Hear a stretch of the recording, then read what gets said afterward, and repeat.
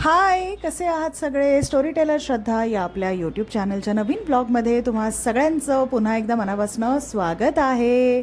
तुम्हाला पण प्रश्न पडला असेल ना की या बॉक्समध्ये नेमकं काय असेल ते जाणून घेण्यासाठी व्हिडिओ बघत राहा.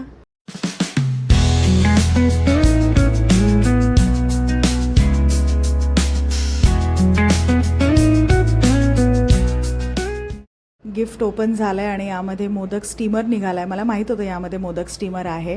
मी तुम्हाला सांगू, हे गिफ्ट आम्हाला आमच्या लग्नात मिळालं होतं आणि अशी अनेक गिफ्ट्स आम्हाला मिळालेली आहेत जी आम्ही आजतागायत ओपन पण करून बघितलेली नाही आहेत. सगळं काही आम्ही बेडच्या स्टोरेजमध्ये ठेवून दिलं होतं. आज झालं असं की हा व्लॉग शुक्रवारचा आहे, म्हणजे 24 जुलैचा आहे आणि मला अचानक संध्याकाळी मोदकांची आणि पुरणपोळ्यांची ऑर्डर आली आणि मग मला आठवलं की अरे, आपल्याला आपल्या लग्नामध्ये मोदक स्टीमर मिळाला होता. मग काय, अमित आणि मी लगेचच बेड ओपन करून त्यामधनं मोदक स्टीमर काढला आणि गंमत म्हणजे अशी की या मोदक स्टीमरसोबत आम्हाला अजून एक गिफ्ट दिसलं, ते सुद्धा आम्ही ओपन केलं आणि त्यातसुद्धा मोदक स्टीमरच होता. तर आता आमच्याकडे दोन मोदक स्टीमर झालेली आहेत. आता ती कधी वापरायची आणि किती वापरायची हा मला खरंच प्रश्न पडला आहे. एनिवेज, तर शुक्रवारी मला संध्याकाळी मोदक आणि पुरणपोळ्यांची ऑर्डर आली होती. 14 उकडीचे मोदक आणि 15 पुरणपोळ्या बनवायच्या होत्या. मग काय, लगेचच मी कामाला लागले. सगळ्यात आधी तर यादी केली सामानांची, कारण बऱ्याच गोष्टी घरात अजिबातच नव्हत्या आणि काही गोष्टी घरात होत्या पण त्या कमी पडणार होत्या ऑर्डरच्या हिशोबाने. मग काय, सगळंच रॉ मटेरियल आणावं लागणार होतं मार्केटमधनं. मग अमित गेला, सगळं सामान घेऊन आला. त्यानंतर मला नारळ खवून दिला, गूळ बारीक चिरून दिला आणि मग मी लगेचच पुरणपोळी आणि सारण बनवायला घेतलं, कारण रोज सकाळी मला टिफिनच्या ऑर्डर्स असतात आणि त्यामध्ये मला ह्या सगळ्याची गडबड नको होती. म्हणून म्हटलं, मोदकाचं सारण आणि पुरण जर मी आत्ताच केलं तर 50% काम माझं पूर्ण होतं. मग दुसऱ्या दिवशी फक्त मोदकाची पिठी आणि पुरणपोळ्यांसाठीची कणिक फक्त मळावी लागेल. दुसरं काही फार काम नाही आहे. मला जेव्हाही ऑर्डर येते तेव्हा माझी सगळी लगबग सुरू होते. बऱ्याच गोष्टी स्क्रॅचपासून सुरू करायच्या असतात कधी कधी आणि त्या सगळ्यामध्ये मला हे शूट पण करायचं आहे असं सुद्धा डोक्यात असतं. त्यामुळे जसं जमतं तसं आणि तितकं मी शूट करत असते. मला माहिती आहे की माझा कॅमेरा थोडासा लांब ठेवला जातो, पण माझ्याकडे ना इथे इतकी गडबड असते ना प्लॅटफॉर्मवरती की खरंच ट्रायपॉड आणि हे सगळं ठेवायला माझ्याकडे जागाच नसते. आणि मी अगदी ठेवला जरी ना तरी तो कधी पण खाली पडू शकतो, कुठला ॲक्सिडेंट होऊ शकतो, फोन कशात पडला, काही झालं तर उगाच ते रिस्क नको, म्हणून मी फोन आपला थोडासा लांब ठेवत असते, जेणेकरून सगळं काही वाईड अँगलमध्ये किचनचं सगळं काही कॅप्चर होतं. आणि तुम्हाला हा अँगल कसा वाटतो आहे मला प्लीज कॉमेंट करून सांगा. म्हणजे तुम्हाला ठीक वाटतो आहे का, अँगल मी चेंज करावा असं तुम्हाला वाटतं आहे तर मला प्लीज सांगा. आपण काहीतरी त्याच्यावरती मार्ग काढूच नक्कीच.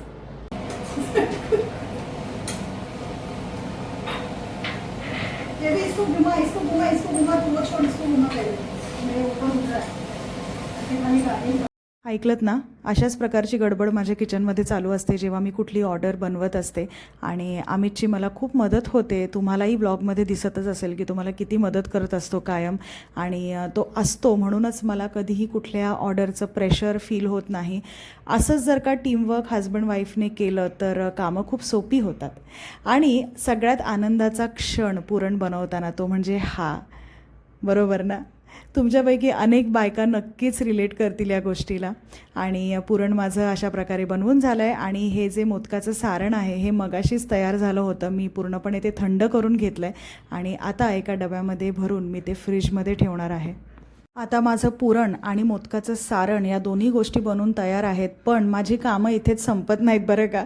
मला दुसऱ्या दिवशीच्या टिफिनचीसुद्धा पूर्वतयारी करायची आहे, कारण सकाळी ऑफकोर्स गडबड व्हायला नको म्हणून बरीच जी काही तयारी आपल्याला करता येईल आदल्या दिवशी ती सगळी मी करतच असते. तर ते सुद्धा माझं काम बाकी होतं.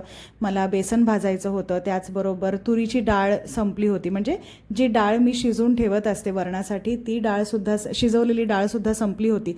मग डाळ शिजवायला ठेवली, बेसन एकीकडे भाजून घेतलं आणि त्याचबरोबर पुरणसुद्धा इथे माझं तयार झालं होतं आणि ते मी अशा प्रकारे डब्यांमध्ये भरून ठेवलं. आणि मी इथे थोडीशी नाटकं करत होते, अमित मला बघत होता आणि हसत होता. एनिवेज, तर पुरण मी अशा प्रकारे डब्यांमध्ये भरून ठेवलं आणि हे डबेसुद्धा आता मी फ्रीजमध्ये ठेवणार आहे.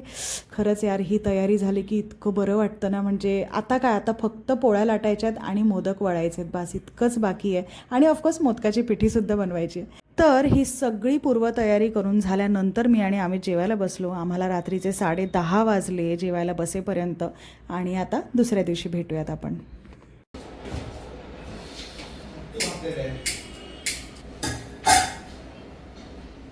काय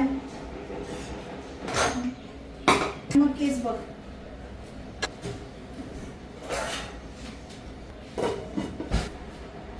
कसं आहे मीठ वगैरे. तर जसं की तुम्ही पाहताय माझी टिफिन बनवायची तयारी चालू आहे. युजली सकाळी 6 वाजता आपलं किचन ओपन होतं, म्हणजे टिफिन बनवायची तयारी सुरू होते आणि 8:30 वाजता आपल्या डिलिव्हरीज होऊन जातात. पण सिन्स आज सॅटर्डे होता आणि डिलिव्हरीज आपल्याला लेट करायच्या होत्या, म्हणजे अगदी 12:30-1 वाजता सगळ्या डिलिव्हरीज करायच्या होत्या टिफिनच्या. त्यामुळे मी सुरुवात पण उशिराच केली होती, कारण ऑफकोर्स आपण ताजं जेवण देतो, थंड झालेलं देत नाही. तर आता जवळजवळ 11 का 11:30 काहीतरी वाजले असतील आणि ही सगळी आमची तयारी चालू होती. इथे माझं सगळं बनून झालं होतं, भाजी, डाळ आणि भात हे सगळं बनून झालं होतं. सॅलड वगैरे कापून झालं होतं. पोळ्या करायला घेतल्या होत्या, पापड भाजायला घेतले होते आणि त्यामध्ये माझी हेल्पर पण आली होती. तिची पण मध्ये मध्ये लुडबुड चालूच होती. तर असं असतं, अशीच गडबड चालू असते किचनमध्ये. बट एनिवेज, तर 12:30-1 वाजता माझा सगळा लंच डिलिव्हर करून झाला आणि त्यानंतर मला लगेचच पुरणपोळी आणि मोदक बनवायला घ्यायचे होते. पण अमितने मला सांगितलं की आता तू शांतपणे बस आणि जेवून घे. आणि त्याने मला बिचाराने जेवणाचं ताट बनवून हातात आणून दिलं. मला म्हणाला जेवून घे, कारण आता तुला किचनमध्ये उभं राहायचं आहे आणि त्यासाठी ताकद असली पाहिजे. नंतर कधी जेवणार, कारण ऑफकोर्स मला डिलिव्हरी करेपर्यंत 4 वाजणार होते संध्याकाळचे. म्हणून तो मला बोलला तुला मध्ये वेळ मिळणार नाही, तू आत्ताच जेवून घे आणि मग कामाला लाग.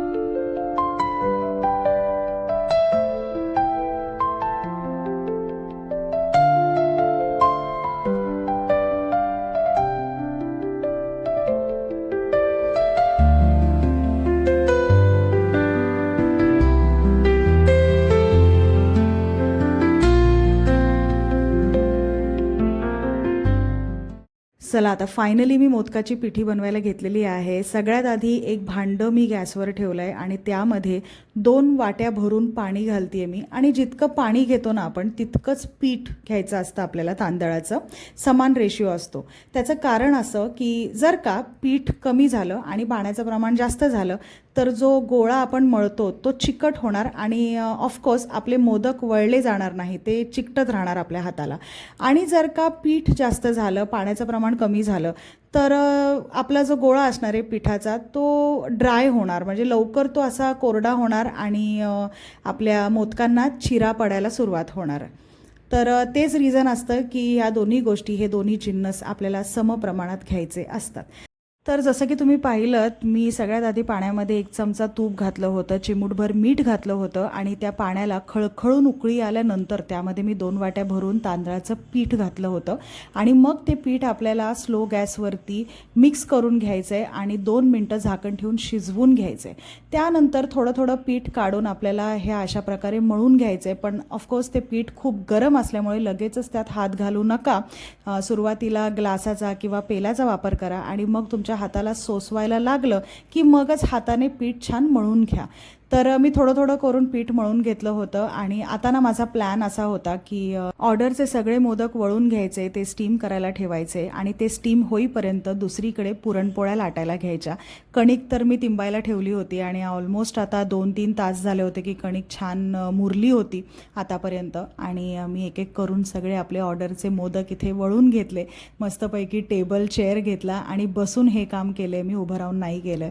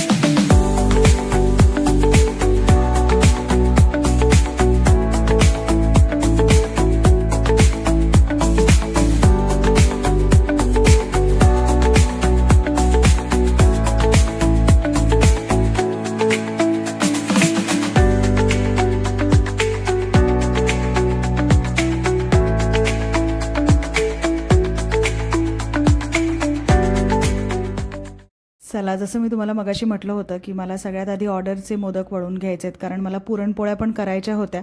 त्यामुळे मी आता फक्त ऑर्डरचेच मोदक आधी स्टीम करून घ्यायचा विचार केला. तर इथे एक माझ्याकडे चाळण आहे, त्या चाळणला छान असं तूप लावलं. माझ्याकडे हळदीचं पान वगैरे नव्हतं, त्यामुळे मी चाळणला तुपाने कोट करून घेतलं आणि त्यानंतर त्यामध्ये मोदक ठेवले आणि मस्तपैकी आता मोदक आपले स्टीम होणार आहेत. आणि तुम्ही एक गोष्ट नोटीस केलीत का, माझ्याकडे 2-2 स्टीमर असूनसुद्धा मी आपलं हे कढई आणि ही घरातली चाळणच वापरलेली आहे, कारण ह्याचीच मला सवय आहे. आणि ह्या चाळणीमध्ये खूप छान अशी स्पेस मिळते मोदकांना स्टीम होण्यासाठी. स्टीमरमध्ये खूप कमी स्पेस होती, त्यामुळे माझ्याकडे म्हणजे मला हेच जास्त कन्व्हिनियंट वाटलं. आणि जसं मी तुम्हाला मगाशी म्हटलं होतं की मोदक एकीकडे स्टीम होत असताना दुसरीकडे लगेचच मी पुरणपोळ्या लाटायला घेणार, तर तसंच मी करायला घेतलं. पण प्रॉब्लेम असा झाला की माझ्याबरोबर 11 पुरणपोळ्या झाल्या आणि माझा गॅसच संपला. आणि मग मला माझ्या मैत्रिणीला कॉल करून सांगावं लागलं की मी 15 पुरणपोळ्यांच्या ऐवजी तुला 11 पुरणपोळ्याच देऊ शकेन, कारण माझा गॅस संपलेला आहे. मला खूप वाईट वाटलं, पण एनिवेज बाकीच्या गोष्टी मी तुम्हाला पुढे सांगते. हा मोदक पहिला गणपतीला दाखवला आणि मग अमितने तो खाऊन घेतला. अरे पूर्ण पूर्ण कोंबलास अमित, मला वाटलं अर्धा मला देशील तू, पण काही हरकत नाही, मी अजून बनवते मोदक. तोपर्यंत आपण पॅकिंग करून घेऊ. तर झालं असं की आता रोजच्या आपल्या ऑर्डर्स असतात आणि त्यामध्ये गॅस संपत आला आहे, हे ना माझ्या आणि नाही अमितच्या लक्षात आलं. ही चूक आमच्याकडनं कशी झाली मला खरंच कळत नाही आहे, कारण नेहमी आम्ही खूप केअरफुल असतो की गॅस संपत आला आहे, किती दिवस झालेत गॅस वापरून वगैरे वगैरे, असा नेहमी आम्ही विचार करतो. म्हणजे मी नाही केला तरी अमित करतच असतो, पण यावेळेस त्याच्याही डोक्यात ते आलं नाही आणि आमच्याकडनं ही चूक झाली. पण माझं नशीब चांगलं होतं की माझ्या मैत्रिणीचीच ऑर्डर होती, त्यामुळे तिने समजून घेतलं. मी म्हणेन गणपती बाप्पाने मला वाचवलं. चला, हा व्लॉग तुम्ही शेवटपर्यंत बघितल्याबद्दल तुमचे मनापासून आभार. आपल्या चॅनलला सबस्क्राईब करा असेच नवनवीन व्लॉग्स बघण्यासाठी. आणि आता आपण भेटूयात पुढच्या व्लॉगमध्ये. तोपर्यंत सगळ्यांनी काळजी घ्या. Bye, take care.